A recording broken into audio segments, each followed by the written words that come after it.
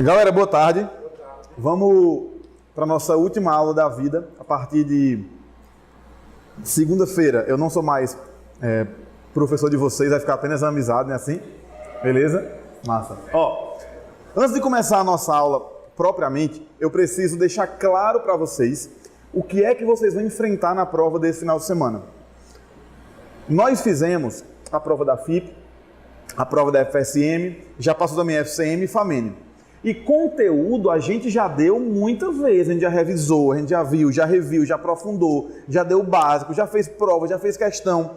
Então, confesso a vocês que o que vai diferenciar, o que vai levá-los à aprovação na Facisa, não é hoje a gente dar uma aula cheia de conteúdo, uma aula densa, e sim a gente entender qual adversário que nós vamos enfrentar. Pessoal, todo mundo tem um ponto fraco, todo adversário tem um ponto fraco. A Facisa, ela tem o ponto fraco dela. Tem gente que fala assim, mas eu não vou nem fazer Facisa, porque a prova é muito difícil e eu acho que eu não consigo passar. Veja, alguém tem que passar. E eu acho que vocês estão entre os melhores alguéms. Eu digo isso de vocês que estão aqui assistindo a aula comigo, mas falo também para a galera de uma pessoa que está aqui assistindo a aula, beleza? Então, eu acho que vocês todos estão muito preparados para enfrentar esse desafio. Eu queria começar explicando o que é que eu acho dessa prova, tá? Eu anotei aqui, talvez quem esteja na câmera, no vídeo não dê para ver, mas eu anotei aqui, tentem olhar, eu acho a cara da prova da Facisa. Ela tem, galera, textos confusos e de difícil leitura. O que eu quero falar?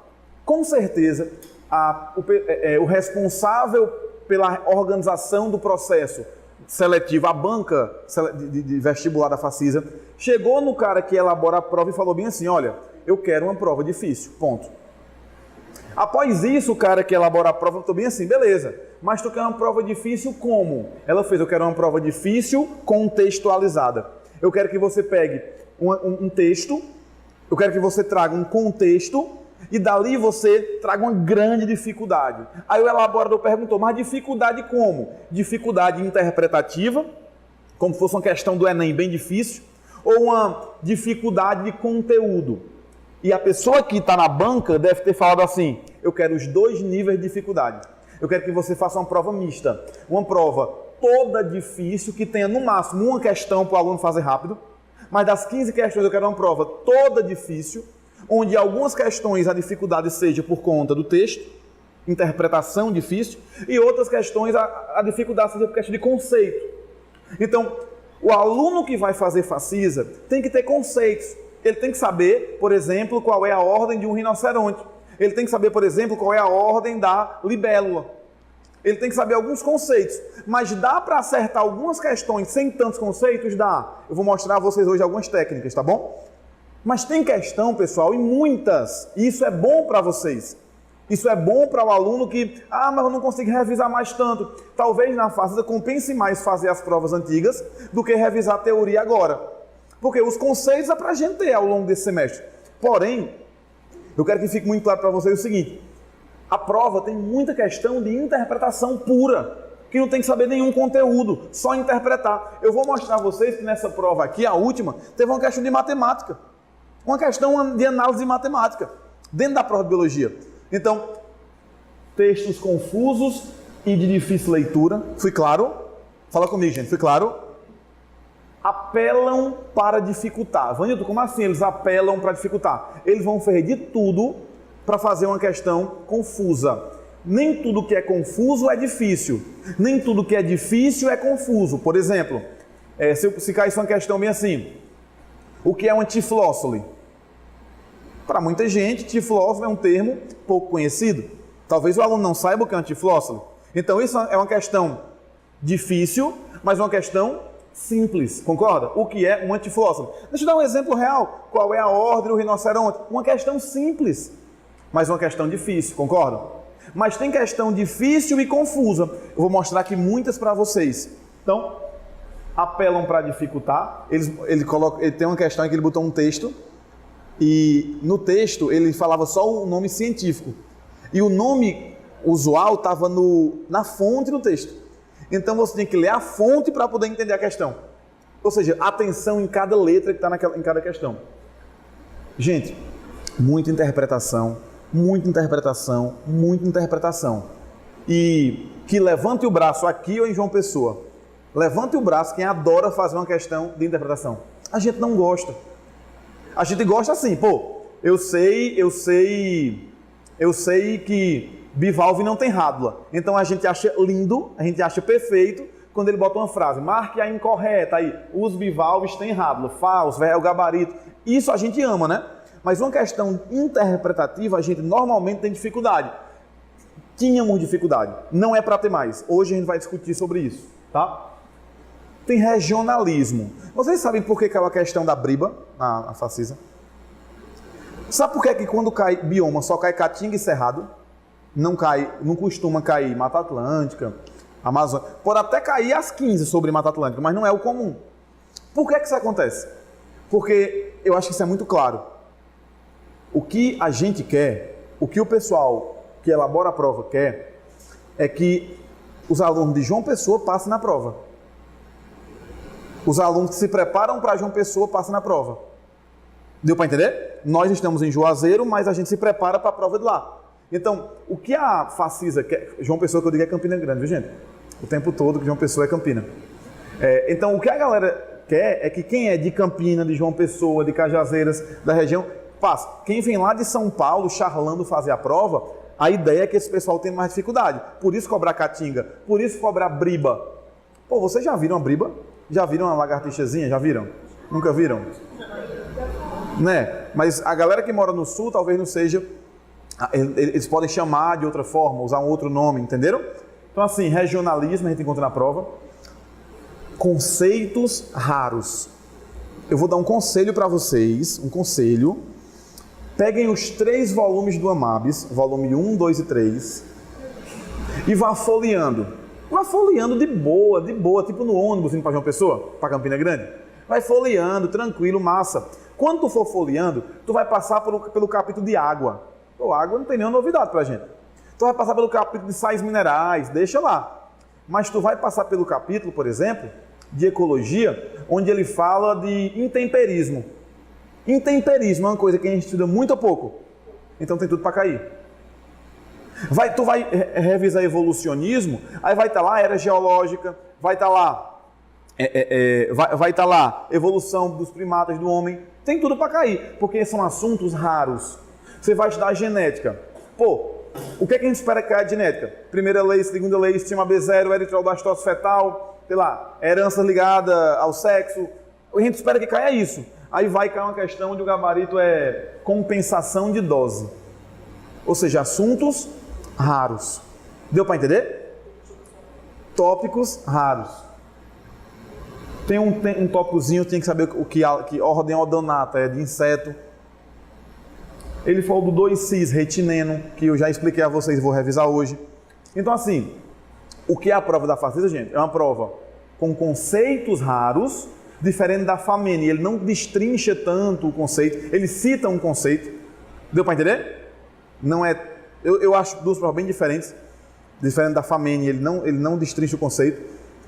E uma prova interpretativa. Bora começar a fazer? Pode ser? Vamos embora. Ó, olha a questão 21. Agora eu não quero que você olhe para a questão, que eu sei que você já deve ter feito essa prova, deve ter olhado. Eu quero que você se sinta fazendo a prova e vendo a questão pela primeira vez. Olha o que a questão diz para a gente, pessoal. Ó. Em época junina é comum ouvir as famosas letras do grande cantor e compositor Luiz Gonzaga. Nessa canção, além do romantismo explícito, é possível verificar que o autor explora a triste sorte de uma ave que foi agredida por maldade ou ignorância, causando-lhe restrições na sua visão. Acerca do exposto, é correto afirmar que a ave não enxerga a luz em virtude de o ferimento ter.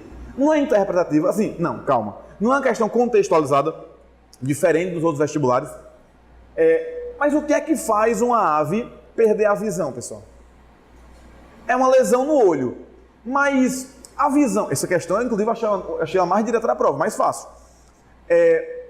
Para a gente cegar, eu tenho que não formar imagem, sim ou não? Pois me ajude bem rapidinho. Onde é que há a formação da imagem?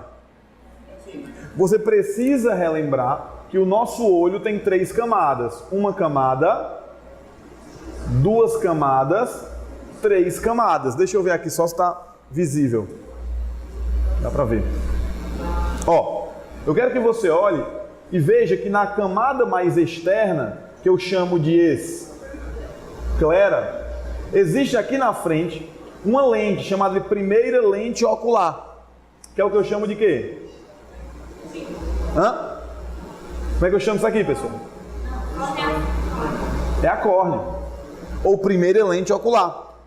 Veja que na segunda camada, que eu chamo de quê? Corióide. Qual é a estrutura que eu encontro aqui? Eu tenho uma estrutura, vou até colocar uma corzinha aqui, ó, uma estrutura colorida, que dá a cor ao olho.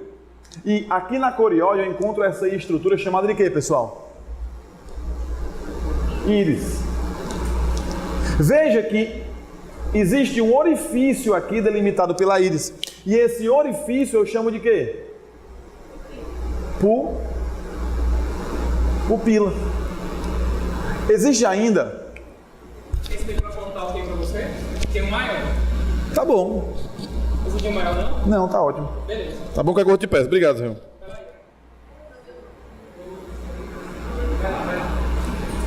Me conta. Pode falar. Frio? Não, podem ficar à vontade, gente. Assim, podem falar, podem... Melhorou? Ou não? Tá te matando, né? Pronto? Tá me matando agora. Ó, pessoal, então, esclera, corióide, onde encontrar a íris e a pupila, o que mais? Aqui dentro. A retina. Pessoal, por favor, concentra aqui. A esclera, ela é a camada mais externa, é o branco do olho, é a parte branca do nosso olho.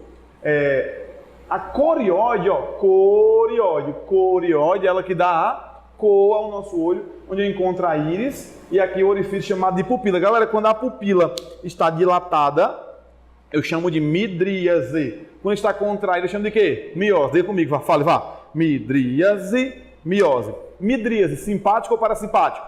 Simpático. Miose, simpático ou parasimpático? Parasimpático. Midríase, adrenalina. Miose, acetilcolina. Tranquilo, só que eu preciso que você me diga o nome do espaço entre a córnea, entre a esclera e aqui entre a corióide. Como é que eu chamo esse espaço virtual aqui? É o humor aquoso. Aí, após essa segunda lente ocular, chamada de cristalino, eu vou encontrar aqui o humor vítreo. Fui claro? Tranquilo? Então essa aqui é um resumo. Professor, mas eu vou esquecer que as camadas são esclera, coroide e retina. Meu filho, lembra assim, ó, a lágrima escorre. Estão lembrando? Tranquilo? A lágrima escorre. Para lembrar que as camadas são esclera, coriode e retina. Meu filho, me responda. Onde é que ocorre a formação da imagem? É na córnea? É na pupila? É na íris? É no cristalino? Deixa eu botar aqui cristalino. É na retina. Onde é que a imagem se forma? Me responda.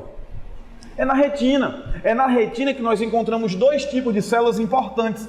Os cones e os bastonetes. Os cones e os bastonetes. Se a gente for revisar aqui com carinho cone e bastonete, eu vou precisar... Será que dá para enxergar aqui? Deixa eu ver aqui. Dá. Eu vou precisar que vocês lembrem desse esquema. O beta-caroteno, quando ele é ingerido em alimentos de coloração o quê? Amarelo, vermelha, alaranjada, ele vai ser clivado, vai ser quebrado, formando o quê, galera? Me ajuda? A vitamina A. A vitamina A é o retinol, por favor, olha para cá. É a vitamina A. E essa vitamina A, lá no bastonete e no cone, ela vai ser transformada. A vitamina A vai ser transformada. Aqui no bastonete, o retinol vai ser transformado em quê? Me ajuda? 2-cis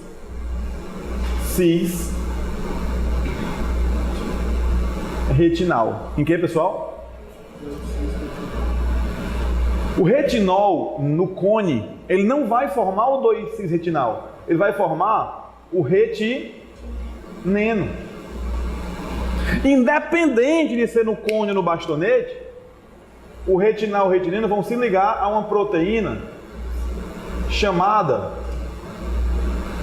diopsina. Ei, 2,6-retinal aqui no bastonete mais opsina forma um pigmento visual. Chamado de quê, Laís? Ó, de rodopsina. Eu fui claro, gente? Aqui no cone, o retineno com a opsina forma um outro pigmento visual chamado de fotopsina. Esse pigmento visual aqui é ele que vai absorver a luz nas células fotossensíveis. Esses pigmentos visuais vão absorver a luz e vão levar justamente a formação e vão estar relacionado aí com a formação da imagem. Deu para entender, gente? Tranquilo? Ok? Pronto. Resumindo, a imagem se forma invertida na retina. Foi ou não foi? Vamos ver a questão agora. Acerca do exposto, é correto afirmar que a ave não enxerga a luz em virtude de o ferimento ter dilacerado suas pálpebras córneas e a fóvea ocular. Quem aqui se sente confortável para marcar a letra A? Você acha que a ave ela vai parar de enxergar porque dilacerou suas pálpebras córneas e a fóvea ocular? Não estou seguro, professor. Tá, tracinho de lado. Rompido a esclera do olho da ratita da ordem Icterides. Entenda, eu preciso que você me escute. Existe você quer passar na facisa?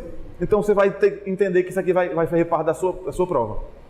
Vanilton, mas eu não sei as ordens de ratitas. Eu até decorei a ordem das carinatas. Mas eu não decorei a ordem da ratita. Meu filho, nem você nem ninguém. Nem você nem ninguém. Mas meu professor ensinou. Mas não precisa saber não. Vamos com calma. Não sei, professor, não sei. O ferimento deve ter agredido ferozmente a retina. Do assum preto, da família Passeriformidae. Pássaro, né? Passeriforme. Causado lesão em sua íris, atingindo os cones e os bastonetes. Com certeza o quê? Falso. Perfurado a retina do olho, atingindo cones e bastonetes. Razoável. Vem aqui, seja bem sincero comigo. Quem aqui analisou a questão e tem garantia, 100% de certeza que o gabarito da letra é? 100%? Não tem. Mas você tem um direcionamento de que esse item aqui é o mais o quê? O mais palpável. Então, mesmo sem você dominar todos os conceitos da prova, eu quero lhe dizer isso, você tem que conseguir gabaritar a questão sem saber tudo. Não precisa você circular aqui e dizer bem assim, já sei, vou revisar todas as ordens agora. Não vai cair de novo a mesma coisa.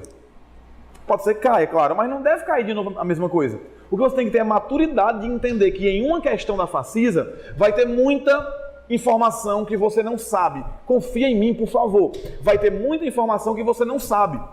Mesmo sem saber, dá para gabaritar, gente, sim ou não? Tá tranquilo? Posso passar para a próxima questão? Beleza.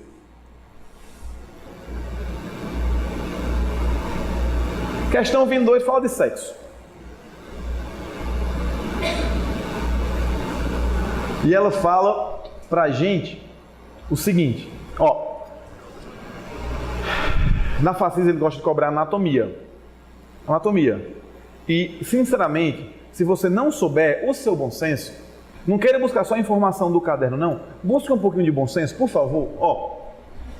Sobre essa temática é correto afirmar que, com muita calma, a vulva, quem aqui sabe o que é vulva?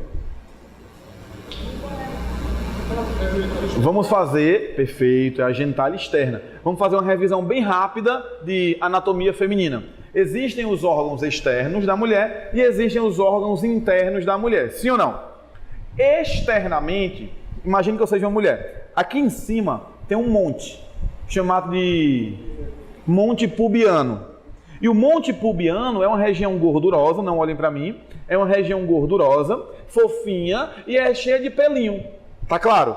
Se você colocar o dedo na gordurinha do monte pubiano e for descendo com o seu dedo, vai descendo, ó, vai descendo, vai descendo. Vai ter um momento que a sua paciente, ela vai dizer, opa, você acabou de tocar em quê?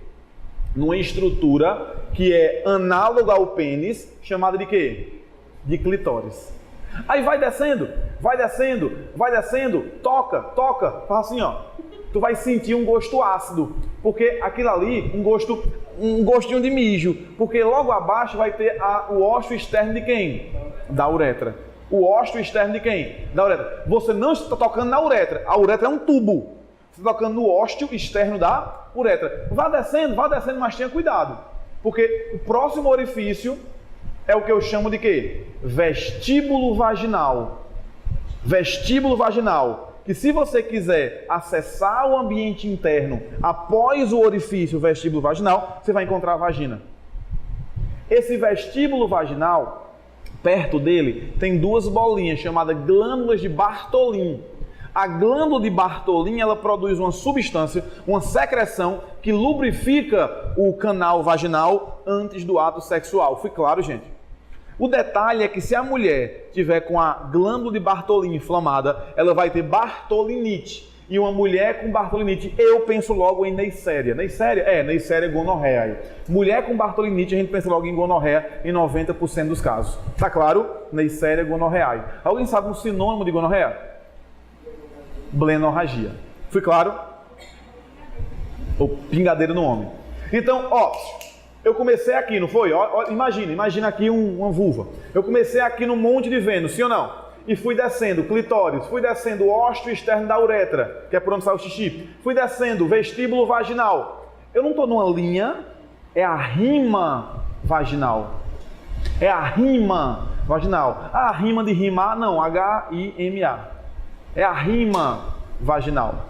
Galera, mas eu cheguei aqui no vestíbulo vaginal. Se eu colocar o dedo numa menina de 8 anos, fazer um exame de 8 anos, eu posso penetrar com o dedo no orifício vaginal? Não, porque ela deve ser uma menina que tem uma membrana que impede a penetração. Essa membrana é o que a gente chama de quê? Me ajuda, vai?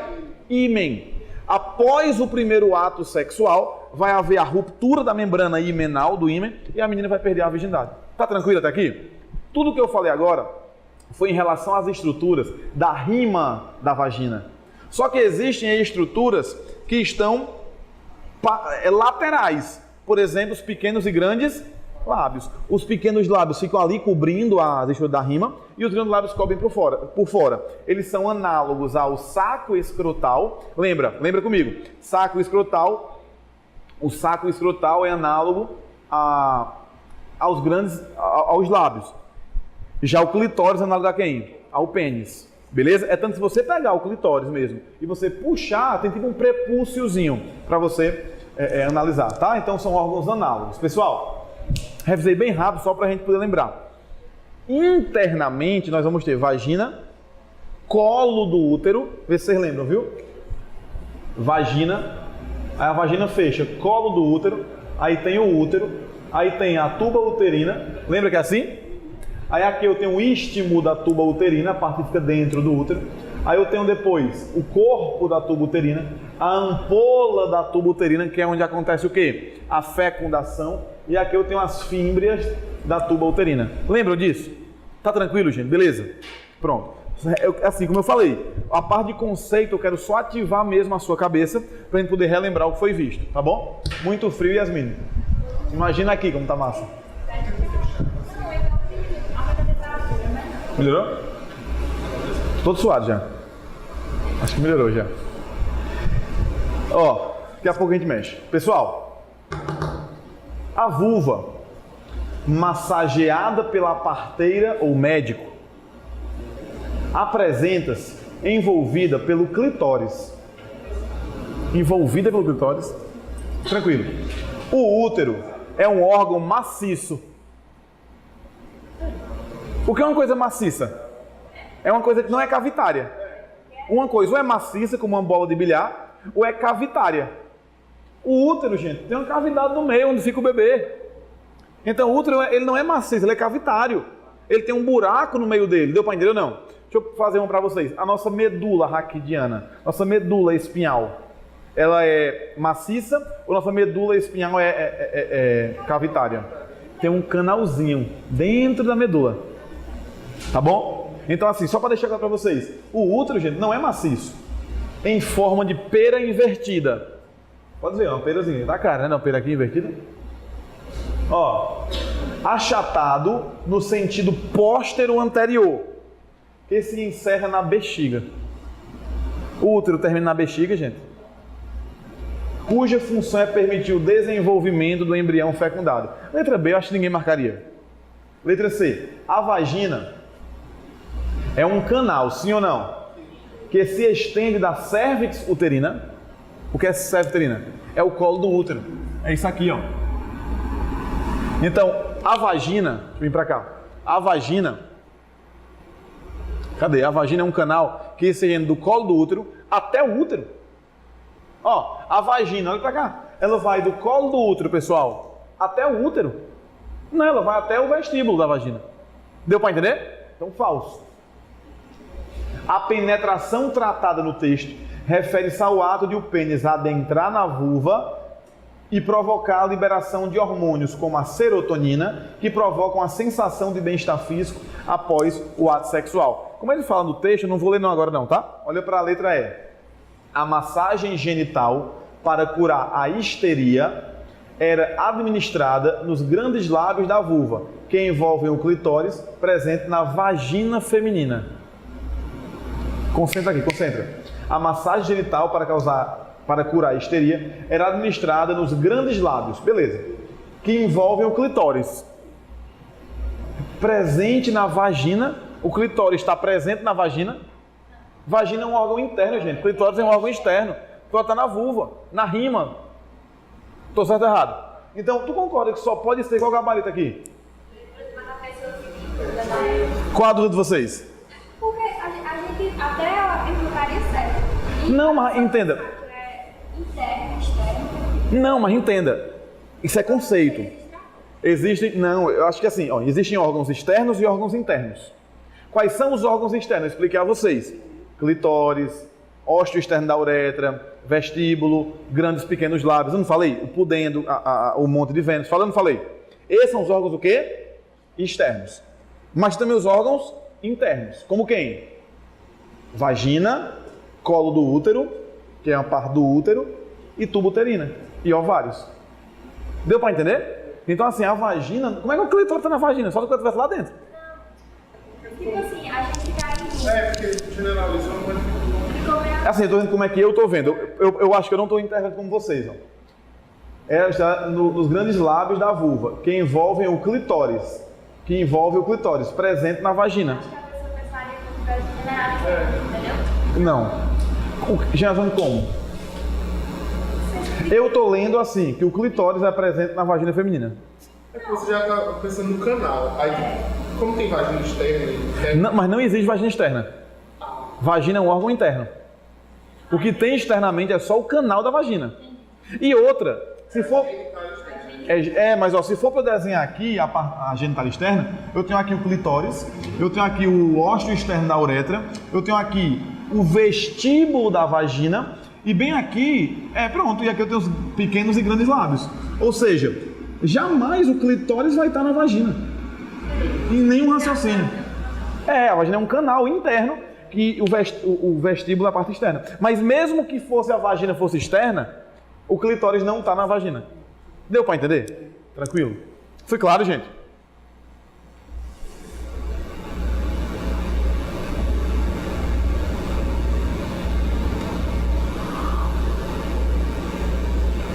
Vamos para a próxima, tá? 23. A 23, ela falou sobre o sistema digestório, galera, ó. Olha o que a questão falou aqui pra gente. Cadê o apagador?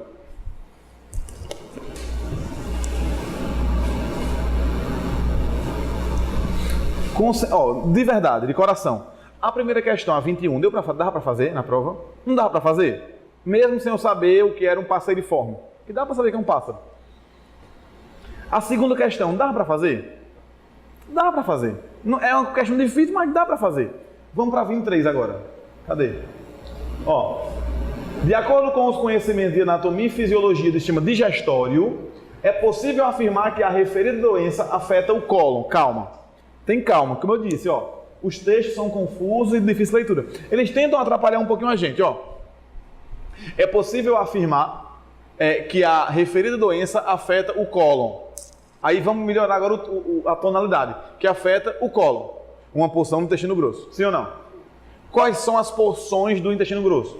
Seco, cólon e reto. Sim ou não? Então, o cólon, uma porção do intestino grosso. Sim ou não? Iniciado pelo seco intestinal e o reto. Calma. A referida doença afeta o cólon, que é uma porção do intestino grosso, iniciado pelo seco intestinal e o reto. Olha a doença, olha o nome da doença. Eu vou falar, o nome da doença é câncer coloretal. Coloretal. Então é possível afirmar que a referida doença afeta o cólon, uma porção do intestino grosso, iniciado pelo seco intestinal e o reto. Afeta ou não afeta? O cólon e o reto. Afeta o cólon e o reto, sim ou não? O cólon é uma porção do intestino grosso? É ou não é? Iniciado pelo seco intestinal? O cólon inicia no seco intestinal, sim ou não? Nós temos o seco, aí tem o cólon. Então, o cólon ascendente começa no final do seco intestinal. Então, quem achou que iniciado poderia ser o erro? Gui achou? Então, vamos botar aqui um tracinho do lado, né, Gui? Ó, é câncer coloretal. Ascendente, transverso, descendente, sigmoide e reto. E aqui é o... Aqui é o quê? Seco. Deu para entender? Seco, cólon ascendente, transverso, descendente, sigmoide e reto. Fui claro? Tranquilo? Ó. É possível afirmar que a referida doença afeta o cólon ascendente. Gente, é câncer coloretal. Então, qual é o cólon que tu acha que pega? O ascendente ou o sigmoide descendente? Tu concorda que se for de pegar, vai pegar o nesse lado? Sim ou não? Interpreta comigo, sim ou não? Tranquilo?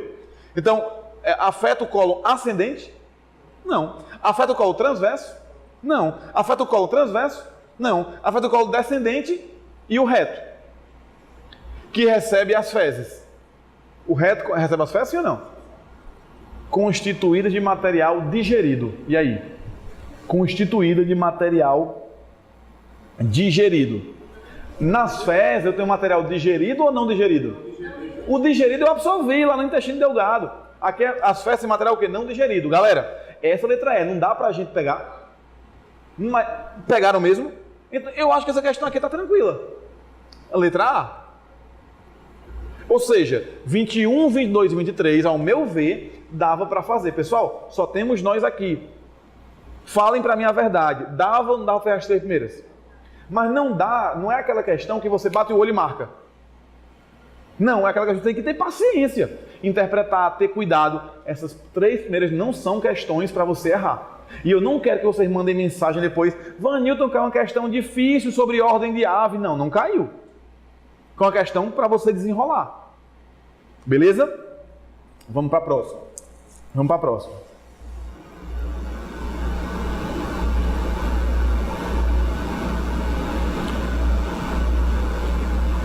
Questãozinha aqui de bioquímica, tá? Essa é a questão de número 24. Ela fala assim, pessoal, com muita calma, viu? Em relação aos alimentos, é correto afirmar que os cortes magros de carne vermelha, eu vou grifar aqui, corte o quê? Magro. Dão incentivo especial para a formação do colágeno, por serem ricos em potássio e ômega 6. Calma. O que é ômega 6? É um ácido graxo, é um lipídio.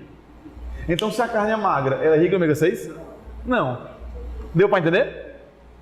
Frutas como a laranja, o pêssego e a acerola são ricas na supramencionada vitamina. Se você for ler o texto, vai ver que ele fala da vitamina C. Tá? Então, responda para mim, vá. Laranja, pêssego e acerola são ricas na vitamina C? Vanildo, pêssego eu não sei. Se você não sabe, é verdadeiro. Deu para entender? Pô, será possível que pêssego não tem vitamina C? Deve ter. Beleza?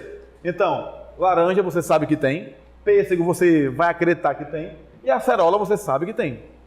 São ricas na vitamina C, essencial para a formação adequada do colágeno, proteína que regenera o tecido. Quem lembra da minha aula de bioquímica, onde eu boto vitamina C e escrevo um monte de coisa com a letra C? As funções dela, quem lembra? Vamos lá. Eu dei bioquímica para vocês, você mesmo ou foi Arthur? Foi Arthur que deu, né? Ó, então, vitamina C. C. Uma das funções da vitamina C é produzir o quê? Colágeno. Outra função da vitamina C é o quê?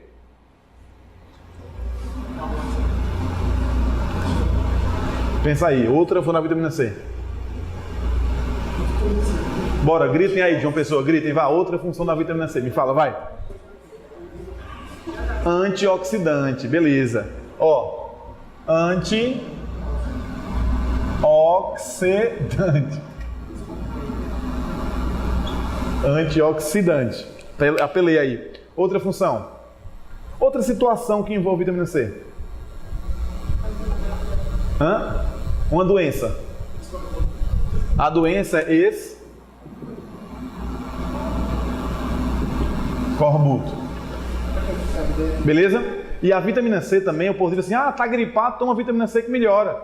Porque ela estimula a produção de anticorpos.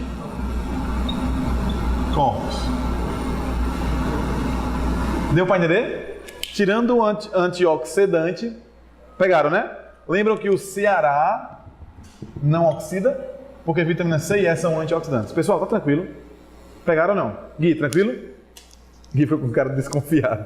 Ó, Gui. Não, mas deu para lembrar? O que vale é lembrança da prova. Ó. São ricas na vitamina C. Essencial para a formação adequada do colágeno.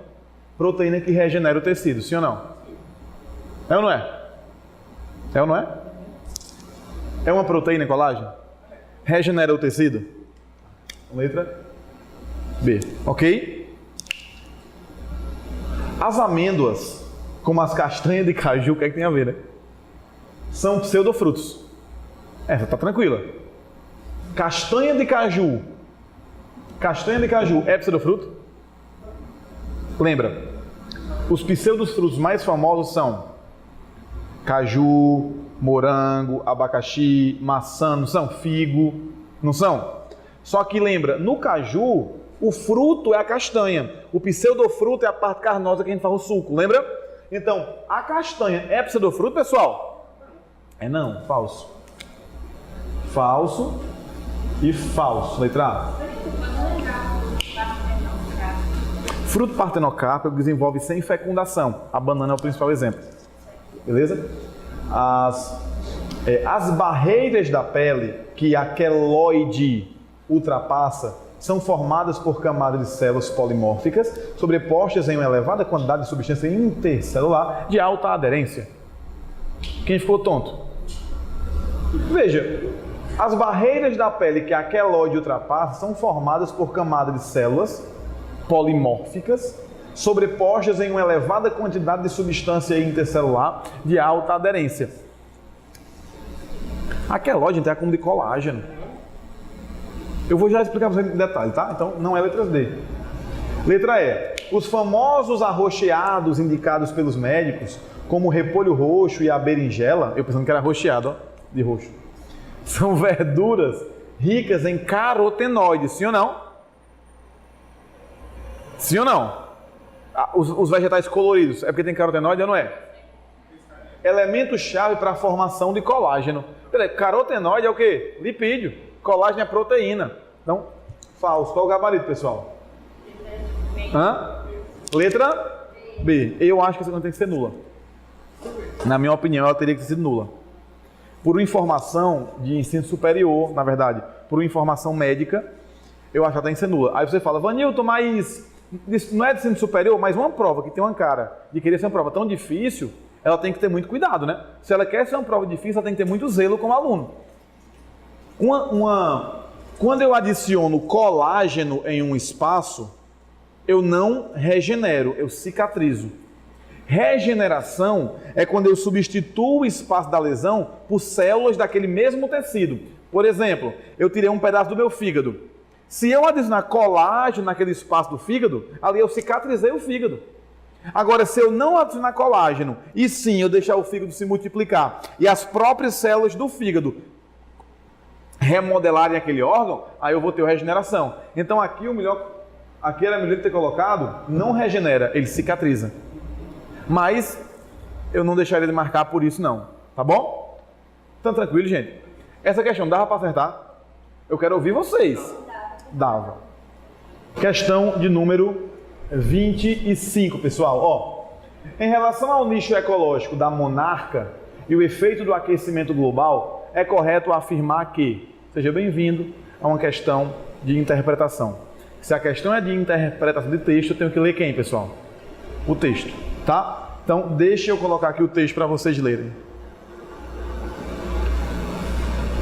Nesse momento, Gui, ó, vale a pena a gente ter muita calma, porque a questão é de interpretação, não é uma questão de conteúdo. Então, a gente tem que ter calma, paciência e agradecer a Deus. Ô Deus, obrigado, porque essa questão aqui é de interpretação e dá para desenrolar. Ó, a nova vítima do aquecimento global é a borboleta monarca. Grife, viu o texto? Borboleta monarca. Aquela das asas laranjas e listras pretas, que pode estar sendo envenenada. Nossa, estão matando a bichinha. Lutam com frio. Sua principal fonte de alimento e reprodução está sendo transformada em veneno. Nossa, então o alimento que ela ingeria está virando veneno. Como assim? Calma. Recente pesquisa da Louisiana State University mostrou que, devido às altas temperaturas do aquecimento global, né, as serralhas asclépias, também chamada de Asclepias syriaca, plantas que são o principal destino das monarcas para alimentação e deposição de ovos, estão produzindo mais seiva do que o normal. E essa alteração é letal para as borboletas, pois ameaça o ciclo reprodutivo das monarcas, o que acaba gerando o efeito inverso. Eu preciso que você agora me diga, o que é que você entendeu do texto? Se sua resposta é nada, você não está apto a fazer a questão. O que é que você entendeu do texto? Que existia uma borboleta que se alimentava da seiva de uma planta, tá claro?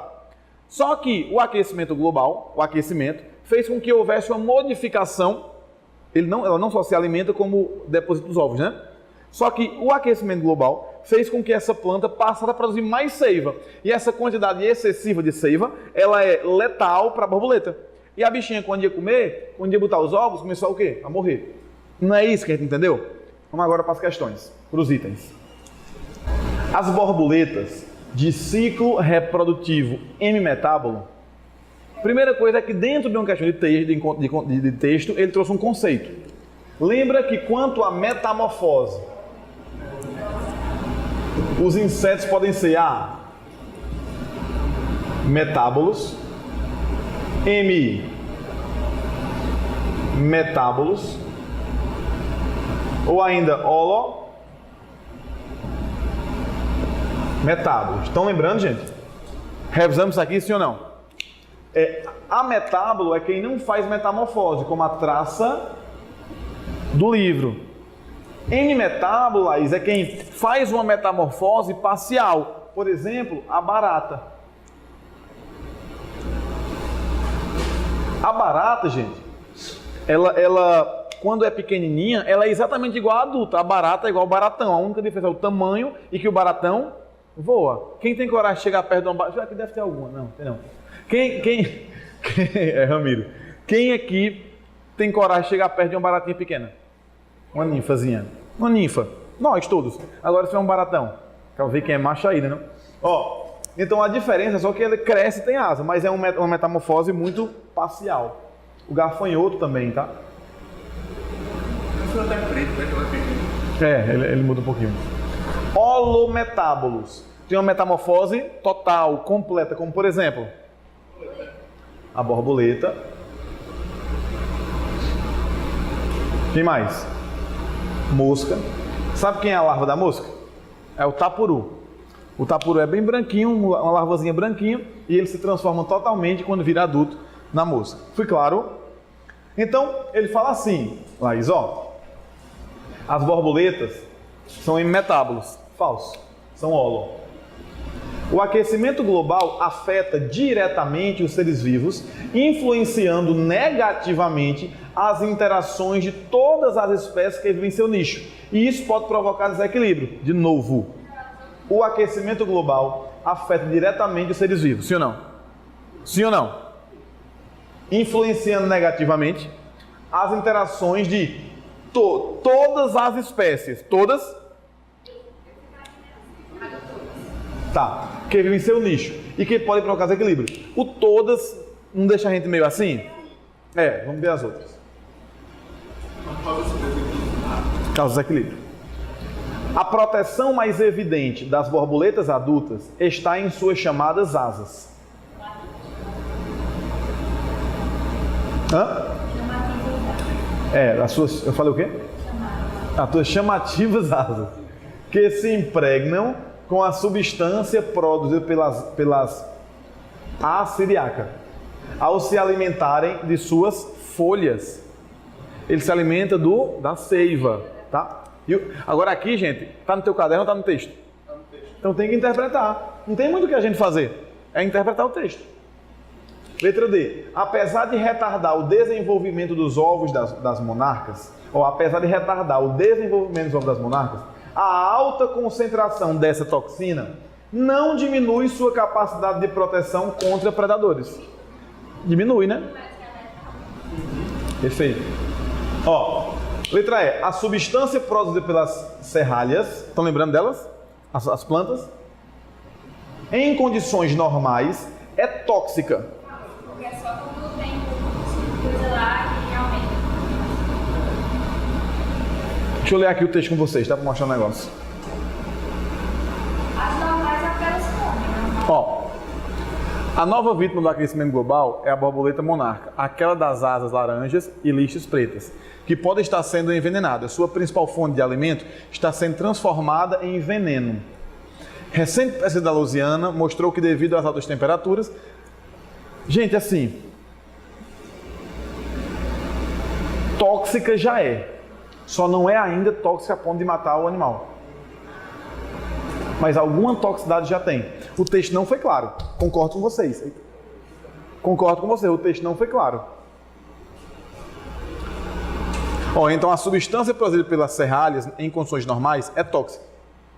E não possui efeito sobre os ovos da monarca. Concorda que ela não produz efeito, que ela consegue se reproduzir? Antes do aquecimento ela não conseguia reproduzir? Sim ou não? Servindo como proteção natural contra muitos predadores. É porque assim, é uma informaçãozinha prévia.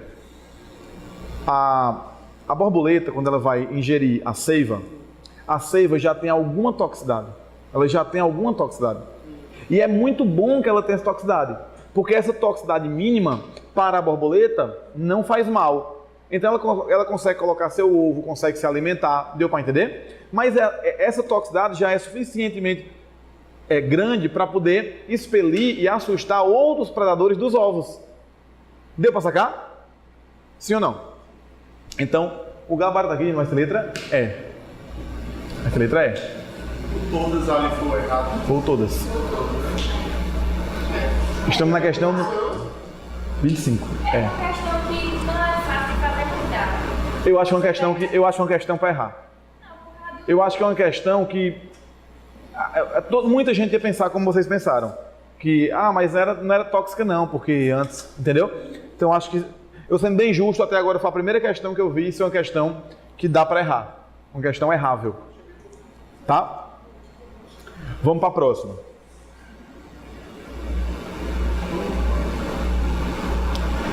Uma questão de texto aí, mais uma. As de texto são as piores, viu? Mas a gente tem que acertar. De quem é a próxima aula? Aproveita. Ao consociar as informações do artigo científico com as biológicas, é correto afirmar aqui, as espécies de Loxeles são consideradas de importância médica, uma vez que são responsáveis pela forma mais grave de araneísmo. Sabe o que é araneísmo? Vamos ver se vocês conseguem descobrir, viu? No Brasil, Loxosceles amazônica é bem distribuída pelo nordeste do Brasil e é de encontro frequente em algumas áreas da Paraíba, Pernambuco e Maranhão. Tranquilo? Ao consociar as informações do artigo científico com as informações biológicas, é correto afirmar aqui, a espécie em destaque ocorre em locais que são caracterizados por apresentar plantas xerófilas, sim ou não? É ou não é? E latifoliadas, folhas largas. Não, as folhas aqui são em forma de espinho para poder não perder água. Jamais seriam folhas largas, latifoliadas. Letra A está falso. Deixa eu ficar assim. Letra B. A picada da aranha marrom. Quem aqui falou em aranha marrom? Eu acho que deve ser essa espécie, né? Eu acho que deve ser a espécie, sim ou não? Mas quando a gente vê aqui o texto, fala bem assim, ó. Silveira A.L. Novos registros geográficos da aranha marrom. Loxosceles amazônica. Então, olha o que ele fez. Ele trouxe aqui que era a aranha marrom. Mas mesmo que não trouxesse, eu imaginaria que era a espécie, não sei vocês. Então, a picada da aranha marrom ocorre principalmente pelo reflexo de defesa do animal, sim ou não? Ó, a picada da aranha marrom é uma questão tranquila, gente. Isso aqui, ó. A picada da aranha marrom ocorre principalmente pelo reflexo de defesa do animal quando comprimido contra o corpo do homem, mais frequentemente durante o sono ou no momento do uso das vestimentas. Isso é verdade. Normalmente a aranha ela nos ataca, libera veneno, geralmente quando nós vamos até ela, dificilmente ela vai até a gente. Já viram aquela cena clássica? Ela está dormindo e a aranha está no rosto da pessoa assim? Ela não faz nada com a pessoa, só o pelinho, né? Ela não faz nada. Agora, se você for lá e apertar nela, aí ela vai lá e libera o veneno. Por exemplo, a gente vai vestir uma roupa. Aí na hora que eu pego a roupa para vestir, a aranha dentro da roupa, aí ela vai e libera o veneno. Deu para entender?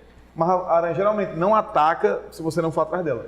Por isso, agora aqui a letra B, ok?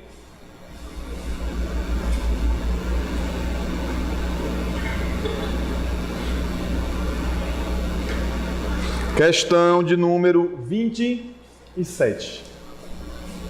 Estão cansados? Não, é porque a prova é muito chata. A prova é chata. Ela é chata, muito chata na hora. Mas assim, o que eu quero mostrar a vocês é assim. Imagine que eu viesse dar uma aula aqui hoje para vocês e revisasse um monte de conceito. Eu revisaria esse conceito que eu estou dando aqui? Não revisaria não, gente. Então eu tenho que mostrar a vocês como cai. Não compensaria aqui hoje eu dar uma aula todinha sobre aranha. Não adiantaria. Eu podia dar 10 quadros, eu vou aprofundar muito. Vocês iam achar aula massa. Eu dizer, meu Deus, eu aprendi muito sobre aranha, mas não ia aprender o que caiu na prova. Por isso que eu tenho que trazer essa parte chata dentro do nosso semestre. Tá bom? Então vamos com muita calma, respirem, vai dar certo. Beber aqui um pouquinho de água no meu copo caro. Não foi não, esse 3 copos? Yasmin. Vamos lá. Kaline. Olha só, Kaline. Olha pra cá.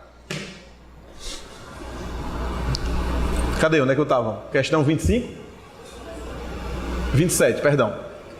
As coisas sempre parecem deslizar para longe. Chave do carro. Segura. Ó, as coisas sempre parecem deslizar para longe.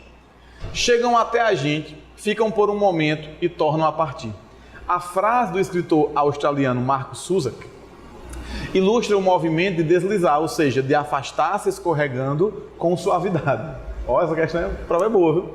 O movimento do Briba, Diploglossus lessonae, ou calango liso, endêmico do Brasil, presente em área de caatinga, ou seja, um gaúchozinho fez essa prova, não sabe nem o que é responsável por afastá-lo dos perigos que cercam. Você sabia ou não que calango, bribo, um dos dois, ou briba ou calango, você deveria conhecer os conceitos. Agora o cara que vem do sul, duvida de saber? Acerca do referido animal, VOF.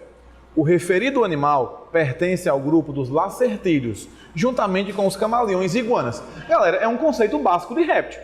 Sim ou não? Na nossa aula básica de réptil, eu disse, ó pessoal, entre as classificações tem aqui os esquamata, os escamados. E os escamados podem ser o quê? Ofídeos e lacertídeos, cobras e lagartos. Ofídeos, cobras, lacertídeos, lagartos. Exemplo, camaleão, iguana. Aí você raciocina, lagartixa, sim ou não? Briba, ok? Então, o referido animal pertence ao grupo dos lacertídeos, juntamente com os camaleões e iguanas. Verdadeiro ou falso? Vamos para os itens. Vamos para os itens lá embaixo. Já não pode ser letra... Eu errei aqui, foi? Ah não, eu mexi, né?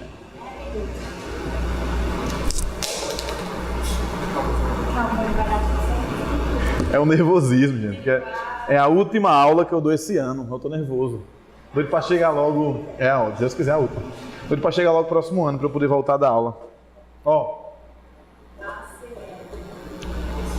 Então aqui, verdadeiro ou falso? Verdadeiro. Posso letrar? Não. B. Então não pode ser A, Nem pode. não pode ser A, nem E, Nem C. nem C. Ou é B ou é? D. Tô certo? Sim. 50% já. O movimento do Briba, réptil euritérmico. Quem sabe o que é um réptil euritérmico? Pode ser usado durante seu forrageamento em busca por lugares quentes. Quem aqui não sabe o que marcar? Levanta o braço, quem não sabe o que marcar? Então, tracinho de lado aqui. Então, não deu para matar, né, gente, a questão? Não deu para matar. Encolhendo suas patas, imagine um lagartozinho, uma bribazinha, encolhe nas patas, imaginou? Encolhendo suas patas, o lacertídeo pode deslizar sobre a areia e ser confundido com a serpente no solo da caatinga. Verdadeiro. Até porque, ó... Ah, não. Matei a questão. Matei a questão. Gabarito letra D. Vou explicar. Mas matei ou não matei a questão? Então, o que eu quero trazer para vocês é que é possível acertar sem saber os conceitos, gente. Não é verdade? Ó... Por ser um animal ovíparo, sim ou não? Réptil ovíparo, o calango fêmea carrega seus filhotes em sua região abdominal. Se é ovíparo, ele bota o ovo. Se ele carrega no abdômen, ele não é ovíparo. Então, falso. O D. lessonai é predado na caatinga pelo jacaré. Imagina um jacaré comendo um lagartixa. Então, com tranquilidade, eu acho que dá para marcar. Sabe por que eu estou dizendo isso? Porque eu lembro que quando terminou a prova da FACES esse semestre passado, veio um monte de aluno, viu lá aí, chorando. Vanilton, prova dificílima, caiu briba. Vanilton, caiu briba. Onde é que a gente vai saber o que demônios é uma briba e as características? Dá para acertar, gente. Não dá para a gente estar com mimimi e achar que a prova vai vir direta. Não vai. A gente vai ter que acertar na estratégia, tá bom? Próximo. Sim, eu tenho que explicar a vocês o que é euritérmico, né? O que é um animal estenotérmico e euritérmico. Tem muita coisa para falar ainda hoje. O que é um animal estenotérmico e um animal euritérmico? Eu vou ensinar a vocês errado, depois eu explico certo, tá? Mas explicando errado já vai ajudar. O que é um animal homeotérmico? É que mantém a temperatura interna o quê? Constante. O que é um animal psilotérmico? É o que não consegue manter sua temperatura interna constante. Então, se aqui fora tiver 50 graus, dentro dele vai estar o quê? 50 graus. Deu para entender ou não? Tranquilo? Dúvidas? Só quem é homeotérmico é ave e mamífero. O resto é psilotérmico. Deu para entender? Então assim, só me respondam sim ou não, viu? Sabem o que é homeotérmico e sabem o que é o psilotérmico? Agora tem sinônimo para cada um, lembra disso, não é errado. Tem sinônimo para cada um. Sinônimo de animal homeotérmico: endotérmico, não conformador ou euritérmico. Então, animais homeotérmicos sinônimo de... Estou estando errado, mas vai ajudar vocês. Me ajuda. Homeotérmico, endotérmico, não conformador e euritérmico. Foi? Animais pecilotérmicos. É a mesma coisa que ectotérmico, heterotérmico,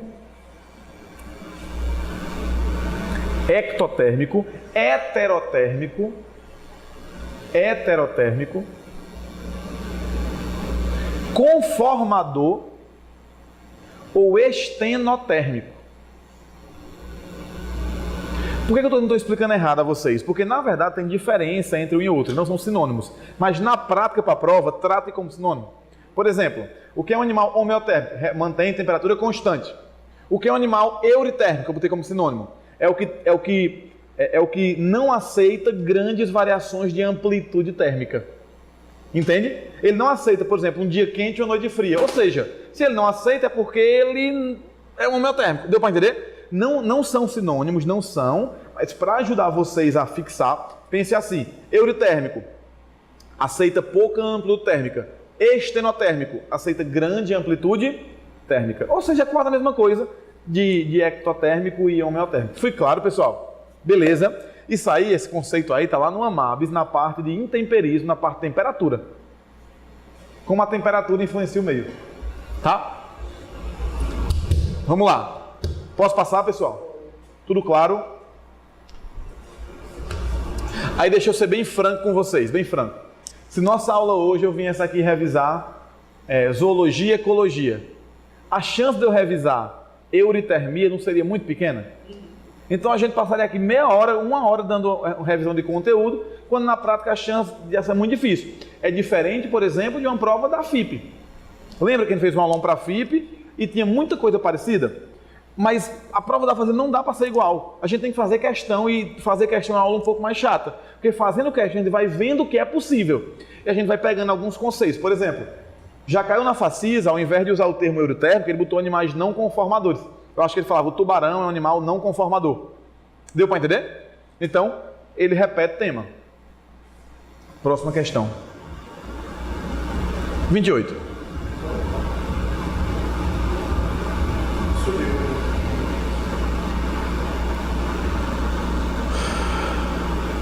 Vamos analisar essa figurinha aqui, tá? Por favor, vamos analisar esse esquema.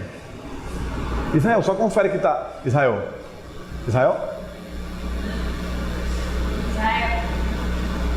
Confere que tá filmando, por favor. Tá filmando, né? Ah, tu veio olhar? Que massa. E aí, pessoal, beleza? Massa. Ó, é que eu tenho medo de estar aqui morrendo de dar aula, tem que dar aula de novo. Ó, pessoal, o que é isso aqui? Pode ler. Cromossomo o quê? Ver se dá para enxergar aqui no vídeo. Minha cabeça no meio. Será que dá para assistir? Dá para ver, será? Se não der, tá na prova aí. É 18.2. Israel, será que eles conseguem enxergar o quadro?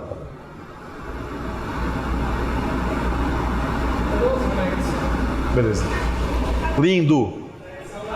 Pessoal, o que é isso aqui? Me ajuda. Mas esse cromossomo X aqui, ele tem alelo para a pelagem laranja. E esse outro X, né, XX, tem alelo para a pelagem o quê? Preta. Aí houve uma divisão celular. E quando houve a divisão, houve a inativação de um dos X. Qual foi o X dessa célula que foi inativo? O alelo para a pelagem o quê? Laranja. Qual foi o X aqui que foi inativo? O alelo para a pelagem preta. Ficou claro?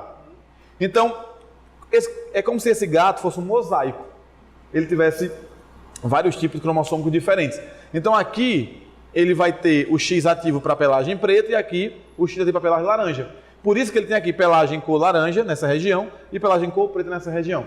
Isso, gente, nós temos que saber o conceito disso. Ou a questão ela é interpretativa ou ela é conceitual. Qual é o conceito aqui? O que é que ele está definindo aí? Letra A. Mutação cromossômica, gente. Se fosse mutação, tinha trocado, enfim, par de um cromossomo com outro. Não. Sexo heterogamético? Não. Heterogamética forma gametas diferentes. Homogamética, gametas iguais. Não. Princípio do fundador, nada a ver. Norma de reação, não. Norma de reação, exemplo clássico daquele coelhinho, que o gene, ele, no frio se expressa para a pelagem preta e no calor ele dá o pelo branco. Ou seja, o fenótipo ele vai depender da temperatura. Tem alguma coisa parecida aqui? Eu falei em temperatura? Não, né? Falei em variação gênica? Não. Aqui é compensação de dose. Compensação de dose. É um conceito genético lá do cromossomo X. Lembra do corpúsculo de Ball, cromatina sexual? Os dois X são ativos ou um deles é inativo? A mulher não é XX? Os dois X são ativos ou um deles é corpúsculo de Ball inativo? É inativo. É o que eu chamo de compensação de dose. Então, conceito. Tem, assim, ó. Deixa eu mostrar o esqueminha. Você não pode usar um caso de epistasia? Eu não estou lembrando. Cara, não. Compensação, epistasia, é quando dois genes diferentes formam uma mesma característica e um interfere na ação do outro. Dois cromossomos não homólogos, entendeu? Cara, ó. Alelo para cor laranja e alelo para cor preta, tá? Quando eu for formar as células do gato, eu vou ter os dois X ativos ou um deles vai ser inativo? Inativo. Aleatoriamente vai haver a inativação. Aconteceu dessa célula aqui ter inativado laranja e essa aqui ter inativado o preto. Isso é compensação de dose. Espera-se que 50%, 50%, mas nem sempre. Corpúsculo de Barr ou cromatina sexual. Por exemplo, uma mulher, né, XX, então ela tem um corpúsculo de Barr. É sempre o X extra. Lembra que eu explico assim? Um Klinefelter tem quantos corpúsculos de Barr? Klinefelter tem quantos corpúsculos de Barr? Quantas cromatinas sexuais Klinefelter? Ele não é XXY. Ele tem um corpúsculo de Barr, que é o X extra. Um homem normal tem quantos corpúsculos de Barr? O homem é XY, não tem nenhum X extra. Um super fêmea tem quantos corpúsculos de Barr? XXX. 2 corpúsculos de Barr. Beleza. Então é o cromossomo X da máquina. 29. Olha que questão boa. Seja bem-vindo à Facisa. Chegou numa questão dessa... Gente, assim, agora de verdade. Sabe o que é que faz a gente errar uma questão dessa? De verdade, de coração, preguiça. Sabia? Às vezes a gente desiste por preguiça de fazer a questão. Por interpretar. Quer ver? Vamos com calma. As comunidades microbianas simbióticas... Ah, desiste. Calma. Podem proteger seus hospedeiros de doenças, inibindo os patógenos ou aumentando a capacidade imunológica do hospedeiro. O que ele está dizendo aqui? Porque a gente chegou no ponto e já não entendeu nada, né? Ele está falando que comunidades simbióticas, por exemplo, uma bactéria na pele de um sapo, né? Essa bactéria, ela pode proteger o sapo, entendeu? Pode proteger o sapo, que é o hospedeiro, de doença, inibindo os patógenos. Nós temos muito isso, por exemplo, a mulher não tem vagina?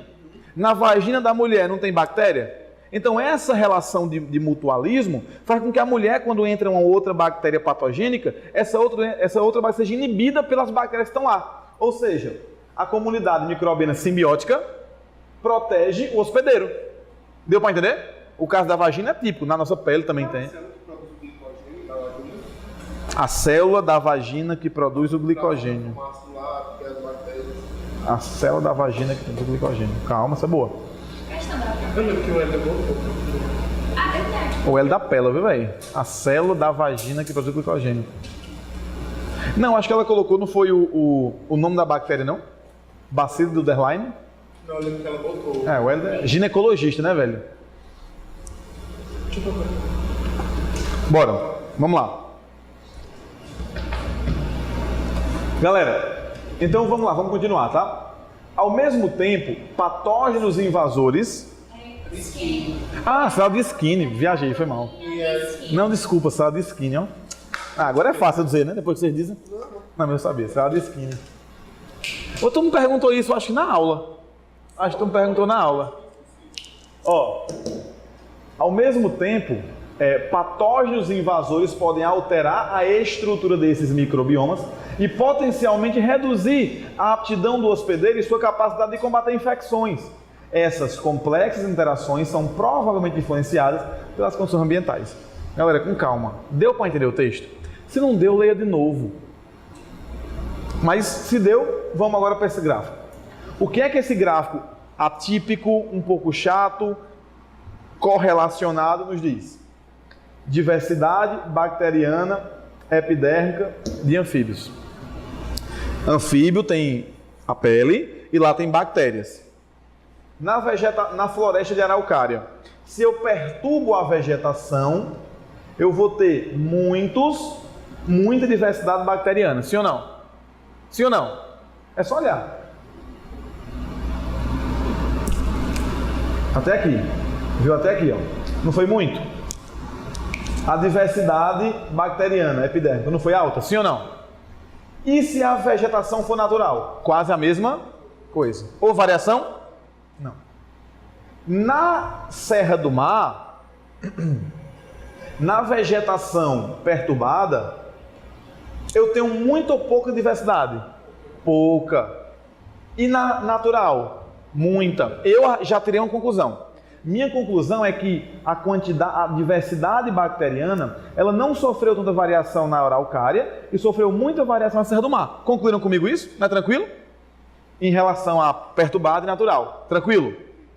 Só que aqui ele bota nível de infestação por bactéria.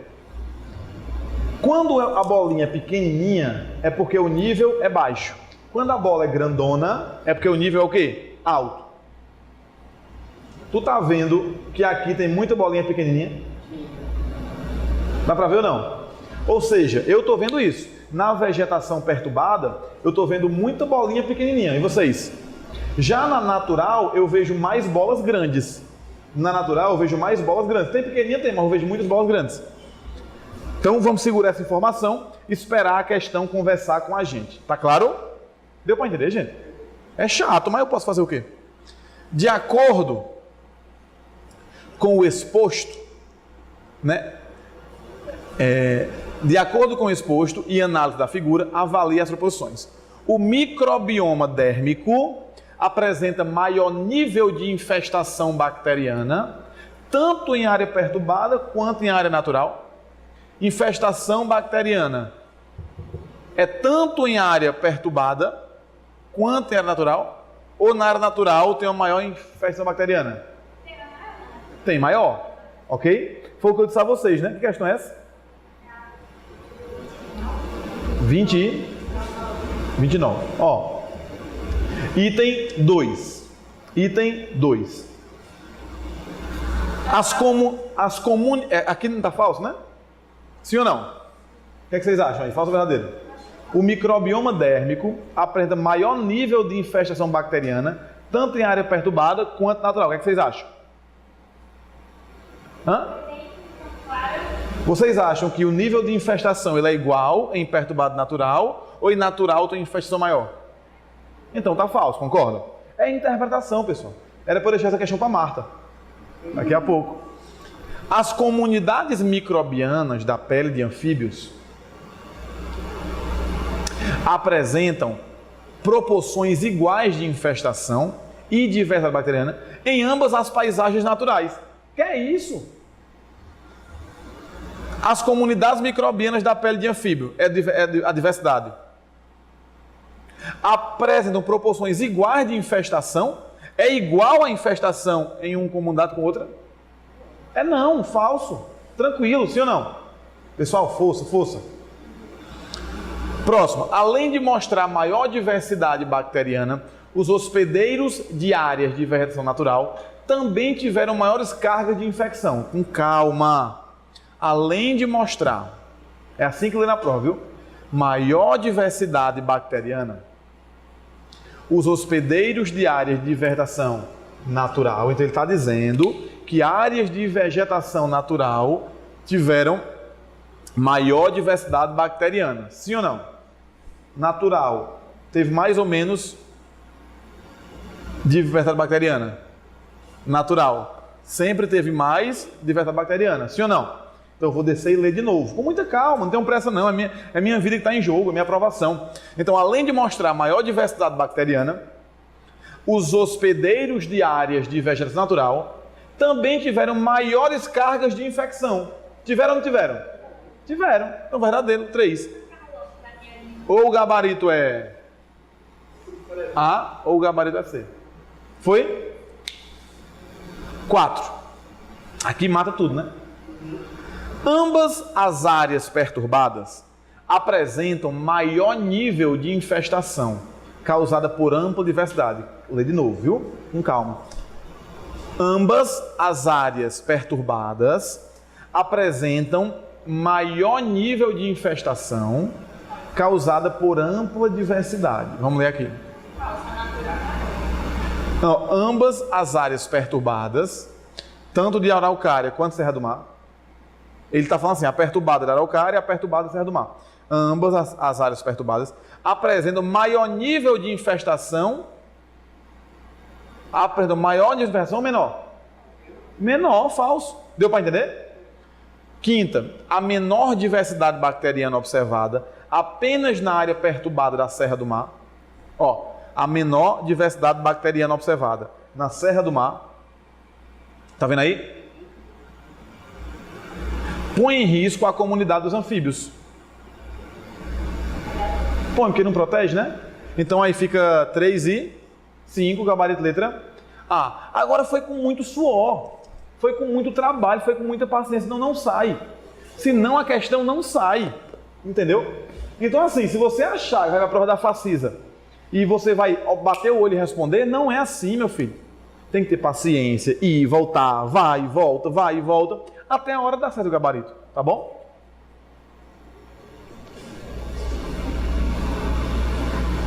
Questão de número 30. Estou certo? São quantas? Certo. 30. Deixa eu ficar nesse lado aqui. Nossa sala vai até 4 e... Beleza. Ó, o nascimento de Marina trouxe felicidade aos papais e avós. A avó, autorizada a assistir ao parto, ao pegar a recém-nascida no colo, logo teve um susto. 6 dedos nas mãos e nos pés. 6 dedos. Olha para mim. 6 dedos. É muito ou pouco? Como é que eu chamo isso? Polidactilia. 6 dedos não é muito? Responde. Se é muito, tu acha que é recessivo ou dominante? Você não tem essa resposta não, assim, óbvia? É dominante, porque é muito. São 6 dedos, dá para dominar mais com 6 dedos. É um bizu, tá? Para você não esquecer. Então, polidactilia é muito dedo, dá para dominar com muito mais tranquilidade. Então, polidactilia é dominante. Beleza? Não tem a ver com a questão, mas é uma dúvida minha. A calvície, ela é proveniente É influenciada pelo sexo. É na região homóloga entre X e Y. Tá bom? Pessoal, ó. Sobre o tema relatado após o nascimento do bebê, é possível afirmar que se trata de letra A, problema relativo à presença de 2 alelos recessivos. Recessivo, gente? Bora, não, concentra, pessoal, concentra. Eu achei essa aqui a mais fácil da prova, concentra. Problema relativo à presença de 2 alelos recessivos? Não. Anomalia associada ao gene não alelo relativo à herança autossômica recessiva. Pessoal? Herança autossômica dominante, sim ou não? Causada pela mutação de um alelo com penetrância incompleta. Galera, quem está do seu lado tem 6 dedos ou tem 5? Mas uma doença dominante geralmente pega muita gente, concorda? Por que é que a polidactilia ela é dominante e nem todo mundo tem? Porque a penetrância dela é o quê? Incompleta. Ou seja, eu sou desão desinho, Gui é desão desinho, Yasmin é desão desinho, Jean desão desinho, Lai desão desinho. Nós 5 aqui temos o mesmo genótipo, sim ou não? Só que foi observado que desses 5, apenas um tem a doença. Então seria uma penetrância de 1 para 5, 20%. Deu para entender? Ou seja, mesmo as pessoas tendo desão desinho, ela não tem a doença porque a penetrância numa população ela é incompleta. Foi claro? o que é penetrância incompleta. Tem muito isso na questão de cálculo, né? Ele bota e bola, a penetrância é 80%. Aí você tem que lembrar no final de multiplicar por 0,8. Beleza? Vamos lá.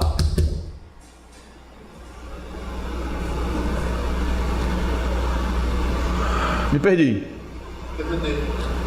É anormalidade causada por uma mutação na letra C, o gabarito, né? Já falei, né? Alguma dúvida aqui nessa questão? Então, letra C é o gabarito. 31, tá aqui ela, ó. Má notícia para as indústrias de Bruce Wayne. A forma anatômica da capa vista nos filmes e games desse herói foi inspirada na morfologia das asas de um pequeno mamífero, o morcego, cujas asas nada mais são do que, letra A, órgãos de mesma origem embrionária. Lembram disso? Homólogo e análogo. Lembram? Não vou revisar. Ó.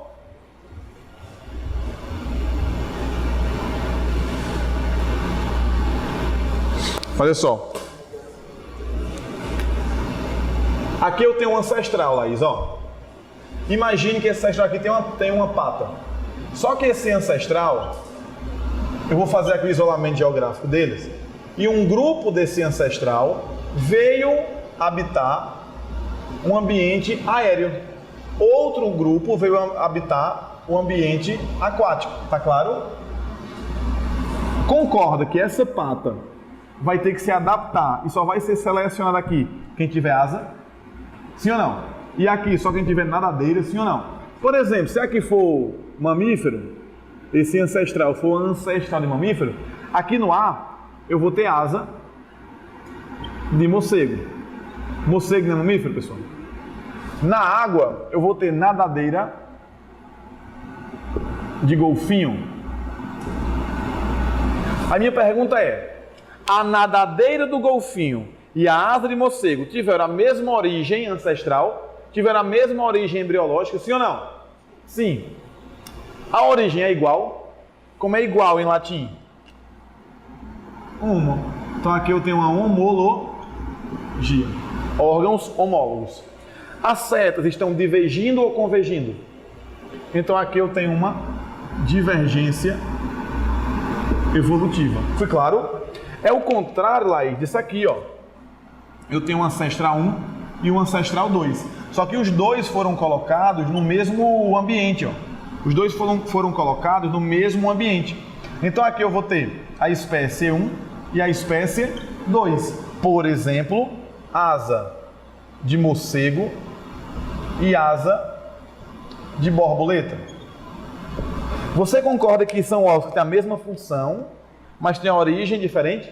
Então são órgãos análogos. Aqui é convergência ou divergência? Convergência evolutiva. Deu para entender? Tranquilo? Então, onde estou? Letra A. Morcego, cujas asas nada mais são do que órgãos de mesma origem embriológica, semelhante às asas das aves. São cordatos os dois? Que evidenciam um processo de evolução com possível ancestral comum. Então tem um ancestral comum, mesma origem embriológica, semelhante às asas das aves. O que é que vocês acham? Tracinho do lado? Tracinho do lado. Até quando a gente vai considerar uma mesma origem embriológica? Cara, a ave dá para não considerar. A ave dá para não considerar. Não considera. É, dá para você pensar, mas a ave não é mamífero, então... Entendeu? Tem que interpretar, é na hora. Tem que analisar na hora da questão. Ó, não entendi tua dúvida. Se você pensou assim, não, eu acho que aqui não é a mesma origem, não. Mas, tu pensou assim, Jane? Mesma origem não, tá? Então deixa eu botar aqui um tracinho de lado, tá? Um tracinho de lado. Estruturas homólogas, as asas de insetos. Inseto e morcego, é homólogo ou análogo? Então, aqui é falso, eu não tenho nem dúvida. Se só tivesse letra A e B para marcar, marcaria qual? Beleza. Adaptações resultantes de um processo gradual para ajustar esses animais ao seu ambiente, conforme visto nas nadadeiras análogas das baleias. Nadadeira de baleia e asa de morcego é o quê? É homólogo. Falso. Se só tivesse letra A, B e C, você marcaria qual? A. Modificações homólogas, aquelas vistas nos membros anteriores das odonatas. Aí lascou, porque tu não sabe o que é uma odonata. Odonata é uma ordem de inseto. O exemplo é a libélula. Professor, revisa aí a ordem de inseto. Tá. Qual é a ordem das borboletas? Lepidóptera. Ordem das moscas e mosquitos. Díptera. Ordem de besouro. Coleóptera. Concorda que se eu for dar uma aula de todas as ordens, pode ser que ajude? Pode. Ordem da libélula. Odonata. Só que assim, de verdade eu acho que ele pode cobrar ordem não de inseto, pode cobrar ordem de aracnídeo esse semestre. Deu para entender? Então uma questão que pegou aqui. Vamos voltar aqui para ela, viu? Modificações homólogas. Galera, concentra aqui. Homóloga, aquelas vistas nos membros anteriores das odonatas. Se eu pensar que odonata é mamífero, uma ordem de mamífero, aí seria homologia ou analogia? Não seria homologia se fosse mamífero? Se fosse funções diferentes com o mesmo ancestral. Então, se odonata você não sabe e acha que é mamífero, você vai concordar que é homólogo, sim ou não? Desempenhando funções distintas, sim ou não? Vistas a partir da evolução divergente. Se for homologia divergente, E aí, tá certo, letra D. Se você achar que odonata é mamífero, tá certo. Só que você não tinha como achar que era mamífero. Sabe por que você não tinha como achar que era mamífero? Porque você sabe praticamente todas as ordens de mamíferos. Lagomorfa é coelho, tem carne primata. Quiroptera, morcego, ródia, capivara. Arte, girafa, hipopórco, ovelha e vaca. Cavalo e rinoceronte, perissodátila. E para não esquecer, peixe, boi é sirênia, baleia é cetáceo. E para não esquecer, proboscídeo, elefante, desse jeito eu passo. Na musiquinha de ordem de mamífero, tem odonata? Então não deve ser mamífero. Então não deve ser homólogo, deve ser análogo. Deu para entender? Foi assim que eu pensei quando eu fiz a questão. Tá falso porque odonata é inseto. Letra E. Membros anteriores que se adaptaram convergentemente para desempenhar funções adaptativas conforme visto nos membros análogos de macaco, cão e tatu. Asa de morcego e pata de macaco é o quê?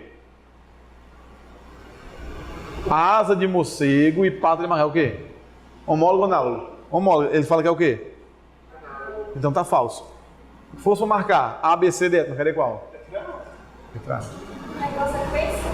Não, sinceramente, eu acho que letra B, C e E não seria. Na prova, você rabiscando, pensando, daria para sair. Agora D, tu poderia marcar por achar que odonata pode ser mamífero. E você não marcaria A porque acha que ave não é. Então, deu para entender? Eu acho que essa questão aqui... Já tinha eliminado a A. Já tem uma dada, né? Órgãos de mesma origem embriológica, semelhante às asas das aves, que evidenciam um processo de evolução com possível ancestral comum. Sabe o que ele quis dizer aqui, Gui? Morcego, cujas asas nada mais são do que órgãos de mesma origem embriológica, semelhante às asas das aves. Ele está dizendo que a asa de morcego parece asa de ave, que evidencia um processo de evolução com um possível comum. Então, eu marquei letra A. Quando eu fiz essa questão aqui, de cara eu marquei letra A porque eu excluí as demais, tá bom? Mas já tem duas aí que dá para errar, né? Questão 31. Acabando, tá acabando. Força.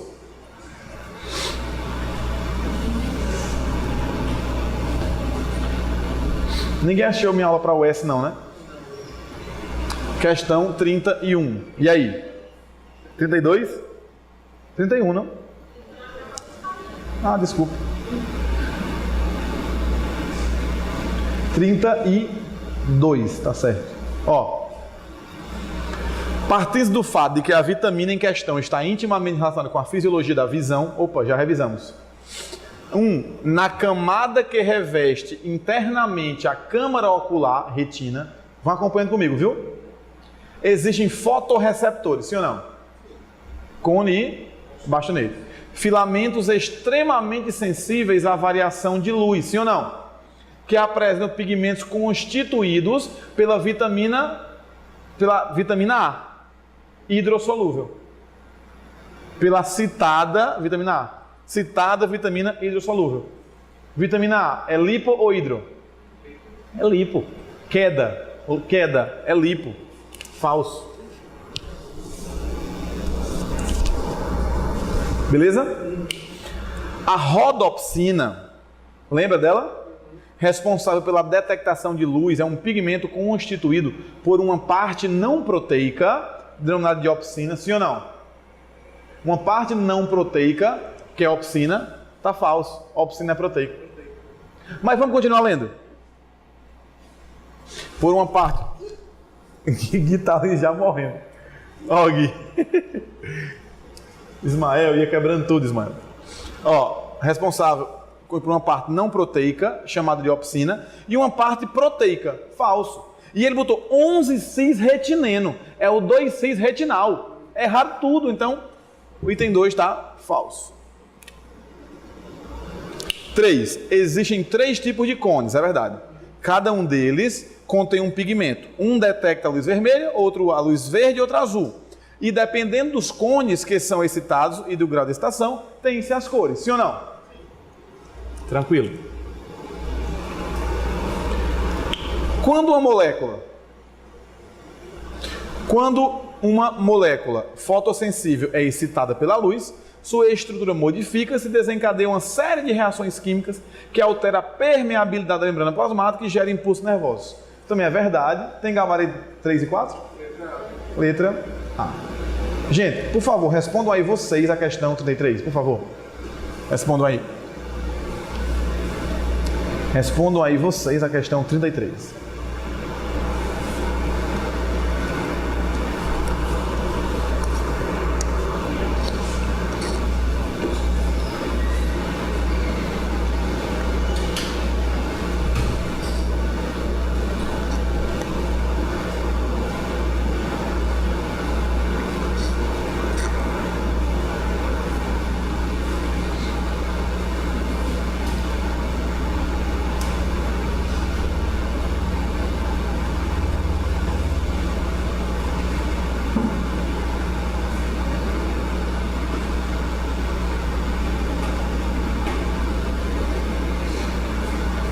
Estão calculando vocês? Ou não estão nem fazendo a questão? Eu cheguei agora. Estão nem aí para a questão, né? Vai, tá bom, deixa eu fazer. Ó, não. Eu lembro que eu calculei isso aí. Minha gente, essa questão não faz sentido para uma prova de biologia, não. Ele botou aqui na ordenada concentração de espermatozoide e aqui na abscissa o tempo. Aí é o que ele pergunta. Independentemente do número de espermatozoides verificado em todos os casos amostrados na pesquisa, a espermiogênese ocorreu na célula de Leydig. Quem estimula a espermatogênese? É Leydig ou Sertoli? Sertoli, falso. B. Mesmo com uma queda de 45% na concentração das células, ele queria que você calculasse o percentual de queda. Calcule aí, eu calculo nada. Mas não é assim. O processo para a sua formação iniciada na puberdade permanece incólume, inalterado. Aí letra C, o número de espermatozoides encontrado na metade do período da pesquisa foi de 73 milhões, ou seja, reduziu aproximadamente 26% do inicial. Se você fizer a conta, eu fiz a conta, deu C, eu acho. Que questão é essa? 33 é C. Então assim, pessoal, por que eu estou mostrando isso? É uma questão de cálculo, de matemática, não tem nada a ver com biologia. A biologia parou em Leydig aqui. Deu para entender? Então vocês fazem um cálculozinho, aí vão ver da letra C. Não vou fazer não, quando sou professor de matemática.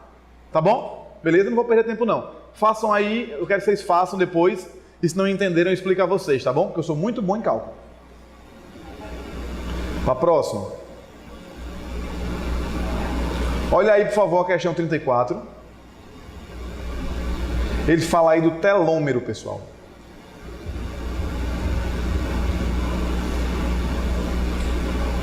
Vocês sabem o que é um telômero?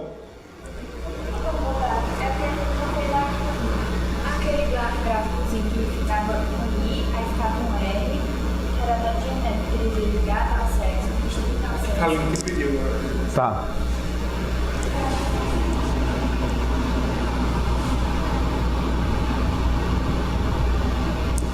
Ó, se isso daqui é o cromossomo X, aqui é o cromossomo Y, beleza?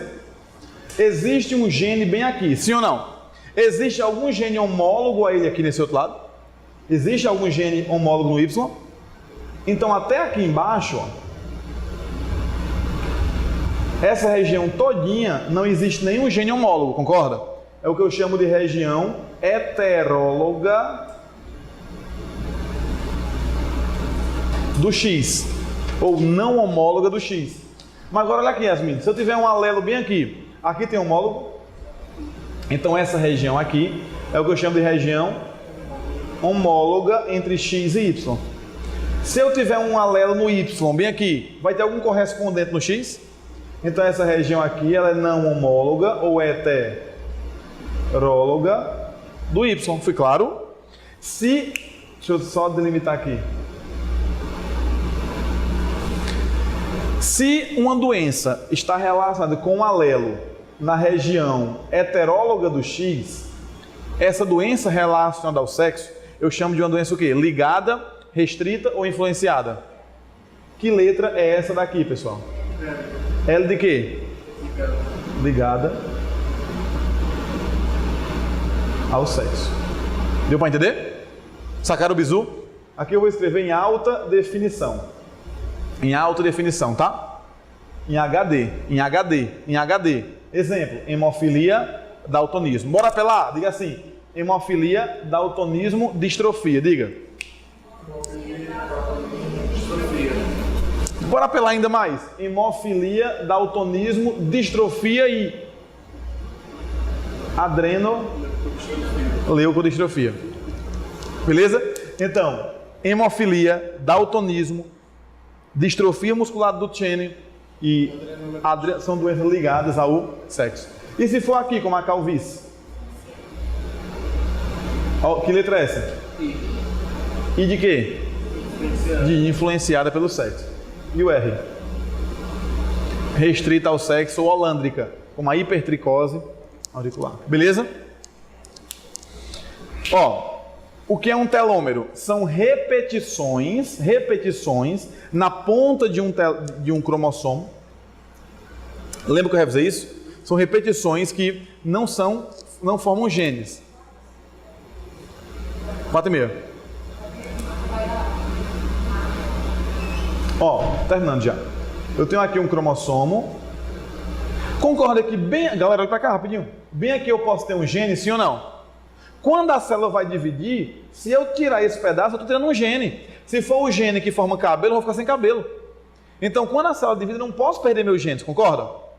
Então, existe uma sequência repetida de base nitrogenada de nucleotídeos, sempre na ponta de cada cromossomo. É o que eu chamo de quê? De um telômero. O que a questão nos fala? As regiões repetitivas de nucleotídeos nas extremidades dos cromossomos são encontradas em uma grande variedade de espécies eucarióticas, de humanos e protistas unicelulares. É verdade, protista unicelular tem telômero.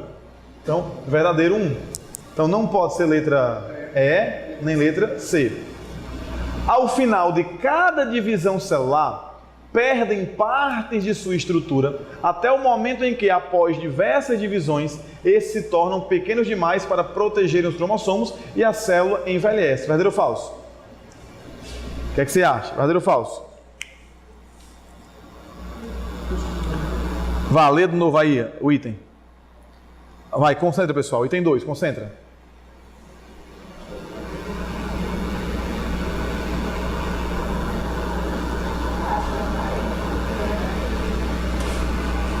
Verdadeiro ou falso? Verdadeiro. Ao final de cada divisão celular, perdem parte de sua estrutura, até o momento em que, após diversas divisões, esses se tornam pequenos demais para proteger os cromossomos e a célula envelhece. Verdadeiro.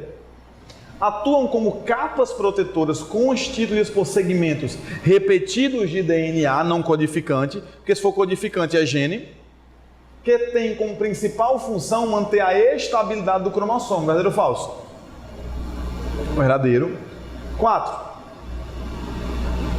Na maioria das células somáticas adultas, o encurtamento é revertido da expressão de um DNA polomerase, enzima não. Não é revertido, é perdido e pronto. Tá bom? Ele é perdido e pronto, então, falso. 1, 2 e 3, tem gabarito aqui? Letra B? Opa, letra D. Última questão, para a Marta vir dar aula para vocês. Essa questão foi punk. Foi punk. Ele pergunta aqui o epitélio da faringe. E a gente fica brincando direto. Pseudoestratificado, cilíndrico, ciliado, com célula. Não é assim que a gente fica, né? Mas, gente, pegadinha, sacanagem, aprofundamento. Nós temos duas faringes. Nós temos a orofaringe e temos a nasofaringe. A orofaringe tem epitélio estratificado pavimentoso. A nasofaringe tem epitélio cilíndrico ciliado. Pseudoestratificado, cilíndrico, ciliado com célula calciforme. Quando eu vou prender um espirro, olha pra cá. Ó. Já fizeram isso? Não façam isso não, porque aí você pode romper a sua faringe. E você rompe, não é a faringe nasal não, é a faringe oral. É a faringe a parte da boca, você rompe a orofaringe. Tinha que saber. E segurar espirro, faz a ruptura de orofaringe. E o epitélio estratificado, pavimentoso, é a letra A. Deu para entender?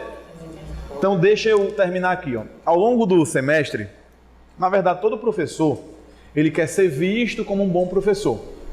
Todo mundo que dá aula gosta quando o aluno fala, meu Deus, a aula de fulano de tal, para tudo que eu tenho que ir para a aula daquele professor. Só que ao mesmo tempo, nós não estamos aqui no dia a dia com vocês para sermos palestrantes. Se eu viesse aqui só dar aulas agradáveis, eu conseguiria. Dar aula para vocês chorarem, rirem, aplaudirem. Só que quem está no dia a dia, que é o meu caso com vocês aqui, eu preciso dar uma aula funcional. Eu preciso dar uma aula que gere resultado e que não gere apenas aplausos. E ao longo do semestre foi assim. Tiveram aulas que vocês amaram, tiveram aulas que vocês cansaram. Ao longo do semestre é normal que exista isso. E hoje, para fechar, eu pensei, caramba, eu dou uma aula que agrade muito, até porque ela vai ser gravada, pessoal lá de uma pessoa, ou eu dou uma aula funcional só para o pessoal entender que dá para acertar umas 12, 13 na facisa. Dá para acertar, dá para fazer 14. Agora com muito cuidado, com muita calma. Então eu optei hoje por trazer uma aula chata, cansativa, uma aula até repetitiva, porque muitos já fizeram essa prova. Mas eu queria só mostrar a vocês que é possível, contanto que você entenda a prova, como eu falei hoje para vocês. E gente, assim, para alguns é o último vestibular desse ano. Eu espero que dá vida. Só queria concluir contando para vocês o seguinte. Um certo dia, um alpinista estava descendo uma montanha e estava muito escuro. Ele não conseguia enxergar um palmo à frente do nariz. E estava muito frio, menos 20 graus. E esse alpinista estava descendo essa montanha, descendo, e estava já quase há horas descendo a montanha. E ele estava cansando, ele estava pensando em desistir, ele achava que não era capaz. E ele pensou em desistir e quando ele ia desistir, ele ouviu uma voz. Era a voz de Deus, que dizia bem assim, meu filho, corta essa corda e se joga dessa montanha. E o alpinista falou bem assim, não, Deus, eu não posso me jogar porque essa montanha é muito alta. Se eu me jogar, eu vou morrer. E Deus disse, meu filho, corta essa corda e se joga dessa montanha. E ele disse, desculpa Deus, eu não vou te obedecer, eu não vou me jogar dessa montanha, eu não vou cortar a corda. Um dia depois, esse homem foi encontrado pelos bombeiros, congelado, morto, a 1 palmo do chão. Ele estava muito perto, só que ele não teve fé. O mesmo eu conto aqui para vocês. Vocês estão muito perto da aprovação, só que vocês não sabem disso. E às vezes Deus sopra no teu ouvido e fala, responde só mais uma prova, assiste só mais uma aula, revisa só mais um pouquinho, tem só mais um pouquinho de paciência. E às vezes tu, por imaturidade, acaba não enxergando que você está muito perto e Deus sabe disso. Então, sejam fortes até o final. Nós não somos obrigados a vencer, não somos. Mas nós somos obrigados a lutar. E eu tenho muito orgulho de falar que até o último minuto eu estou lutando aqui junto com vocês. E eu desejo demais que essa faça ser para vocês um espetáculo, para vocês aqui do Núcleo, para vocês do Aprova, para vocês que estão aí do Núcleo em João Pessoa, que me pediram para gravar essa aula. Eu desejo a vocês que tudo de melhor. Deus realmente possa abençoar e só dê a gente na prova. Tranquilo? Beleza? Deus abençoe vocês, estamos juntos. Beleza?